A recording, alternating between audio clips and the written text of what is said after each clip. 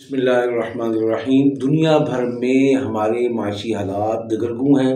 آپ امریکہ میں رہتے ہیں، آپ یورو کماتے ہیں، آپ پاؤنڈس میں کمائی کرتے ہیں، سب لوگ معاشی اعتبار سے استحکام کی بجائے متزلزل ہیں، پریشان ہیں، مقروض ہیں، بدحال ہیں، اور ہر فرد کی زبان پر شکر کی بجائے شکوہ ہے۔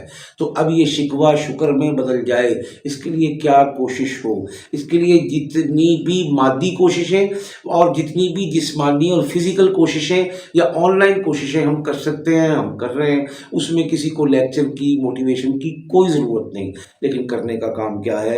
روزانہ 2 رکعت نفل حاجت کے پڑھنا، توبہ کے پڑھنا، اللہ کے سامنے رونا اور گڑ گڑانا، اللہ سے باتیں کرنا، اور یہ سارا جو کام ہو علیحدہ کمرے میں، علیحدہ چھپ کے یا مسجد میں، بغیر کسی شخص کو بتائے اور بغیر کسی شخص کے سامنے ظاہر کیے نفل پڑھ کے دعا مانگنا کہ یا اللہ یہ پریشانی ہے، یہ دکھ ہے، یہ غم ہے، تیرے محبوب صلی اللہ علیہ وسلم کا اعلان ہے تو مانگنے والے سے خوش ہوتا ہے، نہ مانگنے والے سے ناراض ہوتا ہے۔ یا اللہ میں تجھ سے اپنی حاجتیں، ضرورتیں، پریشانیاں، مشکلات، قرضوں کی ادائیگیاں، غیب سے برکتیں، خیریں، عافیتیں مانگتا ہوں، یا اللہ یہ سب عطا فرما۔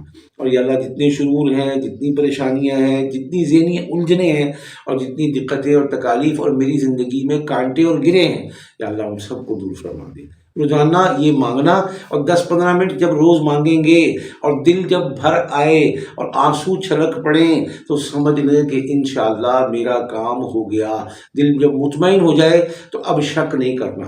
اللہ تعالیٰ شک کرنے والے کو، غلط سوچنے والے کو، اور پریشانی اور ناکامی سوچنے والے کو جو وہ سوچتا ہے، جو وہ چاہتا ہے، وہ عطا فرما دیتا ہے۔ لہذا ہم نے خیر سوچنی ہے، خیر مانگنی ہے، اور اللہ تعالیٰ کے سامنے سجدہ کرنا ہے، رونا ہے، گڑ گڑانا ہے، اور پھر کوئی ایک وقت مقرر کر کے روزانہ سورہ مزمل 11 مرتبہ پڑھ کے دعا کر لیں کہ یا اللہ تیرا کلام پڑھا ہے، تیرے کلام کا واسطہ ہے، تیرے محبوب نبی کا واسطہ ہے، میری یہ مشکلات آسان فرما۔ 21 دن کر لیں مسلسل، کبھی کبھار ٹائم آگے پیچھے اوپر نیچے ہو جائے تو پریشان نہیں ہونا، عمل کو نہیں چھوڑنا، اس کو اپنی زندگی کا حصہ بنانا ہے، تو انشاءاللہ ہماری مالی مشکلات دور ہوں گی، کشائش ملے گی، وسعت ملے گی، برکت نازل ہوگی، اور خیریں میرے آپ کے گھر کا، رزق کا مہمان ہوں گی انشاءاللہ۔ اس سے بچوں کی فیسوں کی ادائیگیاں ہوں، آپ کی قرضوں کی ادائیگیاں ہوں، آپ کے بلوں کی ادائیگیاں ہوں،